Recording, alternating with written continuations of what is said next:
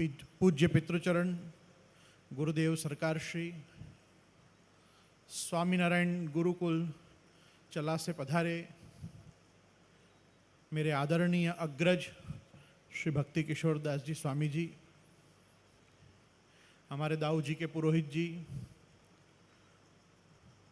बड़े जनाना वृंद, मंचस्थ शास्त्री जी सहित कीर्तन वृंद एवं आप सभी प्रियजन, वाल्लभीयजन, वैष्णवजन, फेसबुक लाइव एवं यूट्यूब लाइव पे हमारे साथ इतने दिनों से जुड़े मैं राष्ट्रीय अंतर्राष्ट्रीय सभी प्रकार के इस राम कथा के श्रोताओं का बहुत बहुत अभिनंदन अभिवादन करता हूँ। आप सब धैर्य और सज्जनता के साथ इतनी गर्मी में भी नित्य यहाँ आके इस राम कथा की अमृत सरिता का जो आचमन करते हैं, आप सब वैष्णवों की भी धन्यता का मैं बहुत बहुत आभार व्यक्त करता हूँ।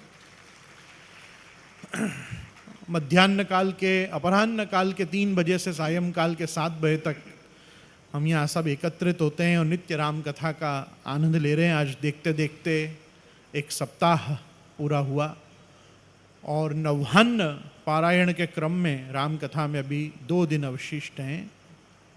ये 2 दिनों में अंतिम दिन, जिस दिन कथा की संपूर्ति है, उस दिन यहाँ कथा प्रांगण में महारास का ढोल पदों के सहित प्रभु की लीला गुणानुवाद करते रास का आयोजन, गरबा का आयोजन रखा गया है। साथ में ही नहीं, हम गुजरात में नाच के ही बताते हैं कि हम आनंद में हैं।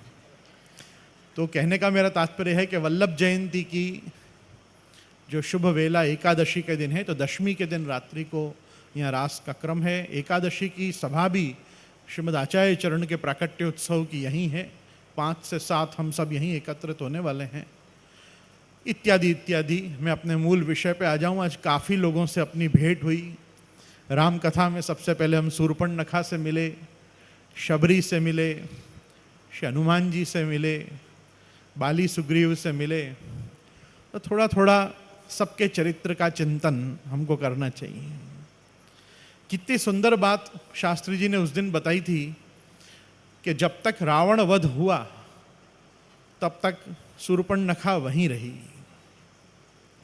और बाद में जब राम भक्त विभीषण जी का राज्य आ गया तो कुछ रामायणों के हिसाब से हरिहर क्षेत्र, कुछ रामायण के हिसाब से पुष्कर जी में जाके, अब ये क्योंकि पुलत्स्य ऋषि के वंश में आते हैं ये लोग सब, तो इन्होंने ब्रह्मा जी की उपासना की। ब्रह्मा जी ने प्रसन्न होके भगवत प्राप्ति के जो भी प्रकार हैं उसका वरदान इनको कुब्जा के रूप में दिया। वहाँ तक की कथा शास्त्री जी ने सुनाई। और वहाँ महाप्रभु जी भी बहुत सुंदर नाम रखते हैं पुरुषोत्तम सहस्त्र नाम में, कुब्जा स्वरूप करता चाह। उसको वापस अच्छा रूप भगवान ने दिया, क्योंकि पहले अवतार में भगवान ने उसको नाक कान काट के कुरूप किया था। और भगवान को जो अनन्य भाव से पति रूप से एक बार मनी मन वर्ण कर चुकी है, वो रामावतार की मर्यादा जो वेदस्य विद्यमानत्वात् मर्यादेपि व्यवस्थिता, भगवान जो है वो वेद मर्यादा का उल्लंघन इस समय नहीं कर सकते। और आपने जिसको हिंदी प्राकृत भाषा में सुहाग रात कहते हैं, जिसको इंग्लिश में फर्स्ट नाइट कहते हैं, सुहाग रात के दिन जो वचन दिया उनमें से एक वचन सीता जी को था कि हमारे रघुवंश में, सूर्यवंश में बहुपत्नी की प्रथा है, लेकिन राम के जीवन में सीता के अलावा और कोई भी नहीं रहेगी। इसलिए वो वचन के आधार पे आप विचार करो, मर्यादा पुरुषोत्तम, पुष्टि पुरुषोत्तम, ये सब छोड़ दो। एक पुरुषोत्तम भगवान के लिए कितना कठिन है ये निर्णय कि कोई कह रहा है कि मैं अपना सर्वस्व समर्पण करके आपको प्राप्त करना चाह रहा हूं, और भगवान कह रहे हैं अभी नहीं, तेरे भी देहांतर में और मेरे भी दूसरे अवतार में संभव है, इस अवतार में तो संभव नहीं है। करुणा वरुणालय भगवान के लिए निर्णय लेना कितना कठिन है। लेकिन आप विचार करो कि ब्रह्मा जी कौन होते हैं भगवत प्राप्ति कराने वाले। ब्रह्मा जी भगवत प्राप्ति में कारण हो सकते हैं, सहायक हो सकते हैं। संकल्प तो भगवान का ही था कि हाँ तू मुझे अवश्य प्राप्त होगी। भगवान ने कहा अभी लक्ष्मण मेरे साथ हैं, उनसे पूछ लो। लक्ष्मण जी के पास गई। आप एक विचार करना, लोग कहते हैं उसका अनन्य आश्रय भंग हुआ और उसने भगवान से इतर दूसरे की चाहना की, इसलिए भगवान उसको प्राप्त हुए। ऐसा नहीं है। लक्ष्मण जी और कोई नहीं है, वो भी भगवान के ही धाम हैं, भगवान के शेष हैं, भगवान के अनंत स्वरूप हैं। और आप एक वस्तु विचार करो कि हम भागवत जी में भी ये देख सकते हैं कि पहले भगवान ने समस्त पुष्टि भक्तों को पूर्वार्ध में रास का सुख दिया, उसके बाद आगे की मथुरा और द्वारका लीला की। लेकिन जब मथुरा और द्वारका लीला के अंतर्गत उत्तरार्ध में बलदेव जी वापस पधारे ब्रज में, और उन्होंने मधु और माधव मास अर्थात चैत्र और वैशाख, ये 2 मास जब ब्रजभक्तों के साथ निकाले तो पुनः रास हुआ। और रासांतर्गत जितने भी गोपीजनों ने भगवान के साथ रास किया था, उन्होंने बलदेव जी के साथ भी रास किया, दाऊ जी के साथ भी रास किया। ऐसा उत्तरार्ध में सुस्पष्ट वर्णन है।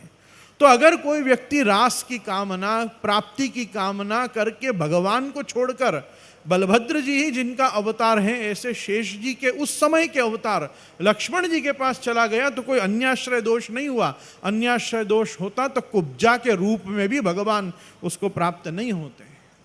लेकिन आश्चर्य की बात यह है कि जिस समय पर पुष्कर क्षेत्र में ब्रह्मा जी ने उसको कुब्जा होने का वरदान दिया, वो कंस के लिए चंदन घिस के चंदन लेके जा रही थी। और चंदन लेके जब वो जा रही थी तो भगवान ने कहा कि मुझे इसमें से चंदन दे। कुब्जा ने कहा मैं आपको नहीं दे सकती हूँ, ये तो राजा के लिए है। भगवान ने कहा कि मैं तेरे को स्वरूप कर दूँ तो उसने कहा तो लो चंदन लगा लो। और चंदन लगा के भगवान ने उसके एक हाथ तो उसकी पीठ पे रखा, उसकी कमर पे, और दूसरा ठोड़ी से उसको उठा के सीधी कर दी। उसको स्वरूप होते ही इतना आश्चर्य हुआ कि निश्चित मुझे जो वरदान में बताया गया था ये वो भगवान ही हैं। उनसे कहा मेरे घर पधारो, मेरी एक और मनोकामना बाकी है। भगवान ने कहा अभी नहीं आऊँगा। उसको तब भी मना कर दिया भगवान ने कहा मैं तो अभी पहले कंस वध करूँगा, माता पिता को छुड़ाऊंगा, उग्रसेन को राज्य दूंगा, उसके बाद सांदीपनी के आश्रम में जाके अध्ययन करूंगा, वहां से वापस आऊंगा तब तेरे घर जरूर आऊंगा। और एक दिन जब आप शांति से मथुरा में विराज रहे थे, नित्य की तरह अक्रूर जी और उद्धव जी आके पास बैठे। अक्रूर जी और उद्धव जी को अकस्मात भगवान ने कहा एक पधरामणी बाकी है, आज चलो तुम दोनों मेरे साथ चलो, अपन उसके यहाँ जाते हैं, सैरंध्री के यहाँ। भागवत जी में उसका नाम, कुब्जा का नाम सैरंध्री है। तब भगवान कुब्जा के घर पधारते हैं। कुब्जा के लिविंग रूम में, ड्राइंग रूम में अक्रूर को और उद्धव जी को छोड़ के वो कहती है आप अंतःपुर में पधारो। उसके बेडरूम में भगवान पधारते हैं। भगवान के सामर्थ्य का क्या कहना। भगवान उसका प्रगाढ़ आलिंगन जब करते हैं, उसको गले लगाते हैं, भगवान के स्पर्श मात्र से जन्म जन्मांतर का लौकिक वासना युक्त काम उस सैरंध्री का निवृत्त होता है। और भगवान के दोनों चरण स्पर्श करके कहती है अब मुझे कुछ भी नहीं चाहिए। उसके बाद भगवान अपनी माया से पूरे मथुरा को द्वारका भेज देते हैं। इसको भगवान के चरणारविंद की रज मात्र से प्राप्त हो जाता है कि ये लीला होने वाली है। वो पहले ही मथुरा छोड़ के ब्रजमंडल आ जाती है। ब्रजमंडल आके वही शूर्पणखा, वही कुब्जा, वही सैरंध्री, और आके किसी के घर में नहीं जाती है, ब्रजभक्तों के घर के बाहर जा जाके समस्त गोपीजनों के द्वार पे जाके बुहारी की सेवा, और बाद में वो मंदिर मार्जन की सेवा, ब्रज की सफाई की सेवा वो लेती है। और ब्रज की सफाई की सेवा के प्रभाव से गर्ग संहिता कुब्जा के उत्तर चरित्र में कहती है कि वो ब्रजमंडल के वास्य और गोपीजनों के संबंध से भगवान के गोलोक धाम को प्राप्त हुई। साकेत धाम की आशा रखने वाला व्यक्ति भगवान के चरणारविंद का स्पर्श करके गोलोक पर्यंत को प्राप्त करके, ये शूर्पणखा के उद्धार की कथा है। दूसरी शबरी जी। ये शबरी जी के चरित्र में हम 2-3 चीज बार बार सुनते हैं। ये महामुनि मतंग के आश्रम में रहती थी।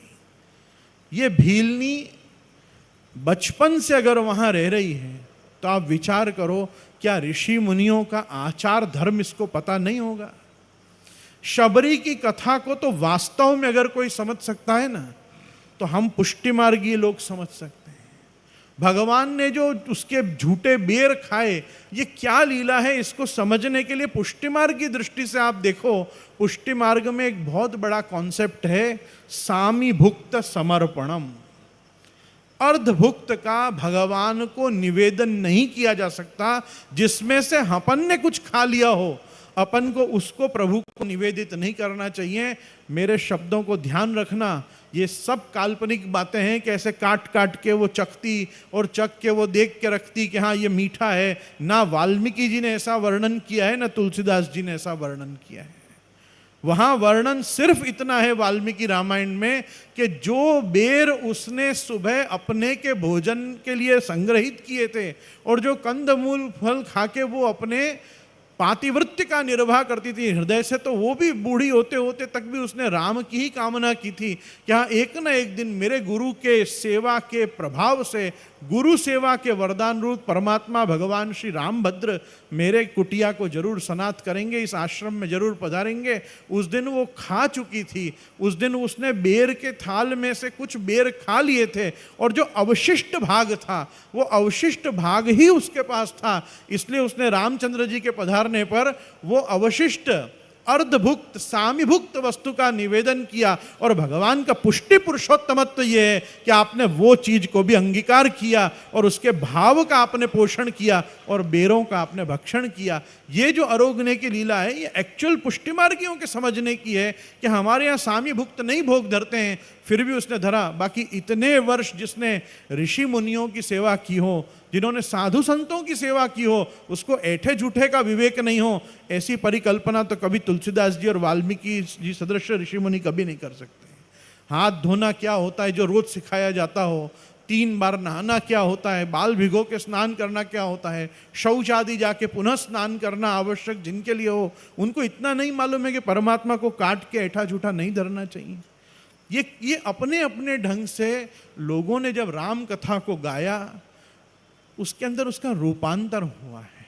और रूपांतर होते होते ये जो एक बहुत सटल कॉन्सेप्ट है उसको सबलाइम कर दिया गया। और सटल कॉन्सेप्ट को सबलाइम करते हुए बता दिया गया कि भाई ये तो झूठे बेर भगवान ने खाए। वो झूठे किस अर्थ में है कि वो पहले उसमें से कोई खा चुका था। आपको मैं एक बात बताऊं, आप और मैं रोज बाजार जाते हैं, कभी अंगूर में से अंगूर चख के देखते हैं, कभी केला में से केला तोड़ के देखते हैं और उसके बाद अपन उसमें से वापस कहते हैं हाँ ये अच्छा केले हैं, ये अच्छे आम है, ये अच्छे अंगूर हैं, चल रख दे, तोल दे 2 किलो। आपको पता है शास्त्र इतना उदार है, स्मृति का ऋषि इतने उदार हैं कि उन्होंने अपने को एक व्यवस्था दी है कि तराजू के ऊपर तोलने के बाद जब कोई चीज़ उतरे तो उसमें से ऐठे झूठे का संबंध चला जाता है, वो विशुद्ध मानी जाती है। तराजू पे से उतर जाने के बाद अगर तुमने फिर उसमें से कुछ खाया तब वो चीज़ सामीभुक्त होगी, वो अर्धभुक्त होगी।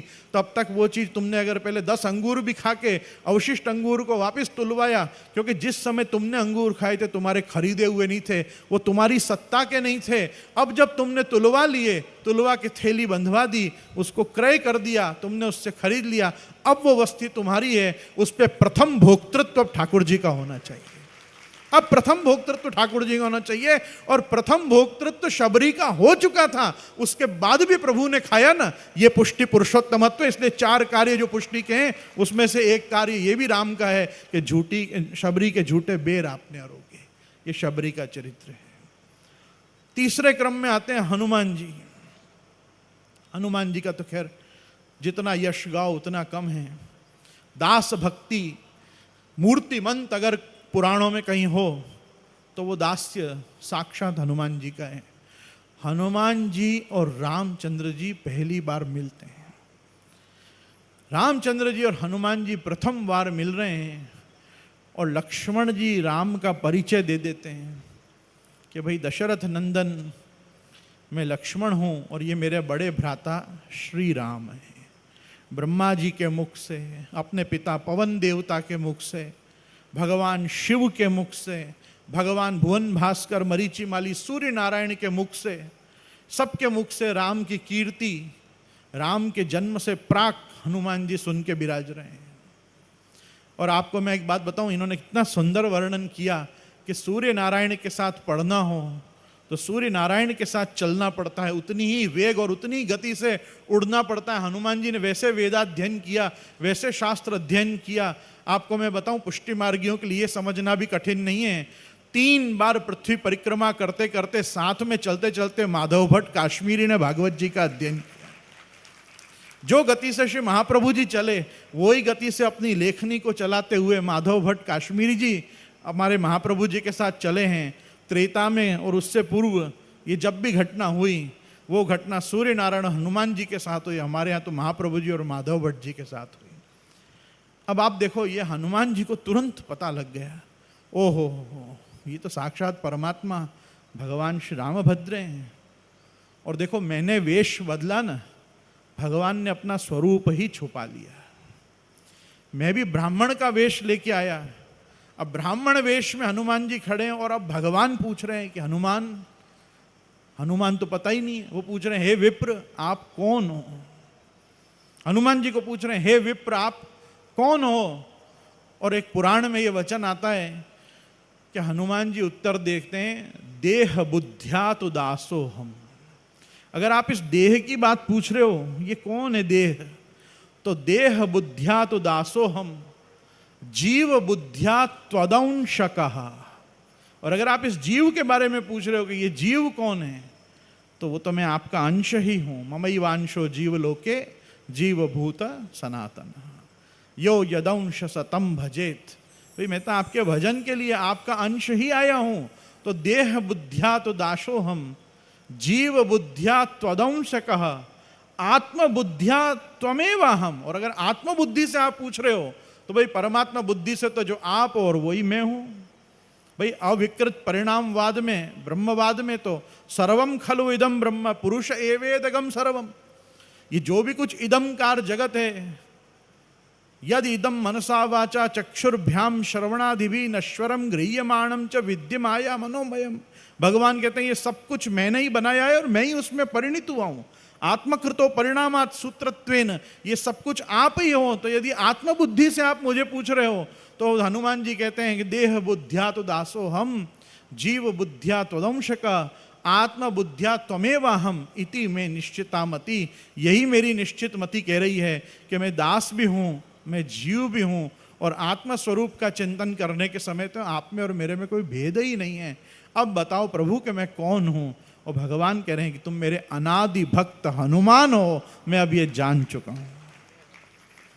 कहने का मेरा तात्पर्य है, राम कथा के पात्रों का आप आनंद लो। आज हमने एक कथा सुनी बाली की। देखो, भगवान किसका वध कर रहे हैं? बाली का अर्थ क्या होता है? जिसके पास सामने वाले का भी आधा बल हो, वो बाली, बलवानों में भी श्रेष्ठ। पुराणों में ऐसी कथा आती है कि एक समय पर समुद्र मंथन हुआ, और समुद्र मंथन में देव और असुरों ने मिलके, साथ में देवासुर ने मिलके समुद्र का मंथन किया भगवत इच्छा से, भगवत प्रेरणा से। आप मेरी बात को 2 मिनट ध्यान से सुनना। ये जब संकल्प लिया गया देवों के द्वारा और असुरों के द्वारा, दानवों के द्वारा, कि चलो समुद्र का मंथन करेंगे, ब्रह्मा जी ने कहा इसको मथना है तो मंदराचल को उखाड़ो, और मंदराचल को हिमालय से लाके समुद्र में डालो, और समुद्र में जब डालोगे तब वो उसको मथानी बना के उससे कुछ मथेंगे समुद्र को। तो ये सब देव और असुर पहुंचे मंदराचल। मंदराचल को पृथ्वी में से अपने स्थान से उखाड़ तो लिया, पर सारे देवता और सारे दानव मिलके भी मंदराचल को उठा के समुद्र की तरफ लाना तो दूर, अपनी जगह से हिला भी नहीं पाए। अब भगवान का सबों ने स्मरण किया, भगवान प्रकट हुए। भगवान ने गरुड़ जी को आज्ञा की कि हे गरुड़, इसको अपनी पीठ पे रखो और जाओ जल में पधरा के आओ। गरुड़ जी, भगवान ने ही उस पूरे मंदराचल को उठाया। गरुड़ जी की पीठ पे भगवान श्रीमन नारायण ने रखा। नारायण ने मंदराचल को उनकी पीठ पे रखते हैं, गरुड़ जी उसको ट्रांसपोर्ट करते हैं, logistics by Garud and company. वहां पे जाके वो जल में छोड़ देते हैं। अब वो तो वहां जाके भी डूबता है। फिर भगवान कूर्म का कच्छप अवतार लेते हैं, उसको उठाते हैं नीचे से, अब वो ऊपर डोलता है। भाई नीचे उसके आधार है, ऊपर क्या आधार है? सहस्त्र भुजाओं को धारण करके भगवान अजित रूप लेते हैं और उसको ऊपर से 1000 हाथ से पकड़ के बैठते हैं, नीचे से कछुआ बनते हैं। वासुकी भी भगवान की विभूति है, सर्पा नाम अस्मि वासुकी। भगवान तीसरा विभूति रूप वासुकी का लेते हैं, उसमें निद्रा रूप से प्रविष्ट होते हैं ताकि उसको घर्षण से उसकी देह छिले नहीं। तीसरा रूप भगवान वासुकी का लेते हैं। कितने रूप हुए भगवान के? 3 रूप, कच्छप, वासुकी और भगवान अजित। अब असुर तो सब बलशाली हैं क्योंकि भजन करते हैं, देवता कुछ करते नहीं है, बैठे बैठे सोमरस सुधारस पीते रहते हैं, इनमें बल कहाँ है देवताओं में? भगवान जनार्दन का रूप लेके देवताओं में आते हैं और चौथा काम करते हैं, और तब जाके 4 रूप जब भगवान लेते हैं तब जाके 14 पदार्थ अलौकिक बाहर निकलते हैं। छल्य धनवंतरी जी निकलते हैं, अमृत निकलता है, अमृत के पीछे ये सब भाग जाते हैं, देव और असुर सब भाग जाते हैं। देवता तो बदमाशों में नंबर 1 है। आप देखो, विष निकलता है, सब महादेव जी के पास पहुंच जाते हैं, महादेव जी रक्षा करो। भगवान रुद्र तो भगवान रुद्र हैं, वो जाके विषपान करके नीलकंठ हो जाते हैं। अमृत निकलता है, एक बूंद पूछते नहीं है जाके महादेव जी को कि चखोगे। महादेव जी को कोई पूछने भी नहीं आता। ब्रह्मा और शिव को किसी ने पूछा भी नहीं भूल से भी कि कुछ अमृत कैसा है, फीका मीठा, जरा चखना चाहोगे? कोई नहीं पूछता है, भाग गए। फिर भी भगवान ने मोहिनी रूप लेके देवताओं को अमृत पान करा दिया। वो तो भगवान तो सदा करुणा वरुणालय हैं ही। अब क्या होता है, भगवान कूर्म गायब, भगवान अजित अंतर्ध्यान, जनार्दन भी अमृत पीने भग गए। अब वो मंदराचल तो समुद्र में डूबे जा रहा है, उसको तो कोई आधार नहीं। वहां बैठा बैठा तमाशा देख रहा है बाली, क्योंकि वो तो वानर है, उसको तो इनवाइट नहीं किया गया है कि आओ और देवासुर के साथ लगो। बाली बैठा बैठा अपनी दाढ़ी खो जाता रहता। ब्रह्मा जी कहते हैं, क्या वानरेंद्र क्या कर रहे हो? बोले क्या कर रहा हूं, क्या देख रहा हूं कितने बदमाश लोग इकट्ठे हुए हैं यहाँ पे। विष निकलता है, सबको ऑफर होती है, अमृत निकलता है, किसी को नहीं पूछा जाता है। बोले मेरा एक काम कर दोगे क्या, कि डूबते मंदराचल को निकाल के वापस जगह पे रखना है। तो कहते इसमें कौन सी बड़ी बात है, पर मुझे क्या मिलेगा? बोले क्या चाहिए? बोले ये अप्सराएं निकली है ना, इसमें तारा बहुत जोरदार है, एक तारा दिवा दो, इंद्र से कह दो कि तारा पे नजर ना बिगाड़े। ये तारा मिल जाए तो मंदराचल क्या चीज है, और भी 2-3 पर्वत नीचे से ले जाके ऊपर रखी हूं। वो कहता हाँ भाई इतना कर दे। ब्रह्मा जी जाते इंद्र के पास, ऐ बदमाश तारा को छोड़ दे, मेनका रख ले और सब रख ले जो रखना है, रंभा रख ले, मेनका रख ले, तारा दे दे भाई, इसने बाली ने मांगी है। ब्रह्मा जी उसका पाणी ग्रहण संस्कार कराते हैं। वो बाली प्रसन्न होके एक हाथ से मंदराचल को उठाता है और ले जाके वापस जगह पे रख के आता है। ये वो बाली है जिसका राम ने एक बाण से वध कर दिया। राम बाण की शक्ति देखो, बाली की मत देखो, ये राम बाण की ताकत देखो कि एक बाण मारा और छाती में बाण लेके पड़ा रहा वो आदमी। बाली का भी बल कैसा था, आर पार नहीं कर पाया राम बाण भी, उसका वध हो गया। लक्ष्य साधा, दुष्शरम ना भी संधत्ते रामो भीर न द्विभाषते। राम ने कभी कोई बात 2 बार जीवन में नहीं बोली और कभी एक लक्ष्य को भेदने के लिए 2 बाण भगवान ने नहीं चलाए। एक बाण से एक बार में ही काम कल्याण किया। ये ऐसे अपने शबरी जी, शूर्पणखा जी, हनुमान जी, ये बाली, ये सब ऐसे यशस्वी लोगों की गौरव गाथा से रामायण बनती है। और जब इन सब के स्वामी के रूप में राजा राम उभर के आते हैं तब हम बोलते हैं रामचंद्र भगवान की जय।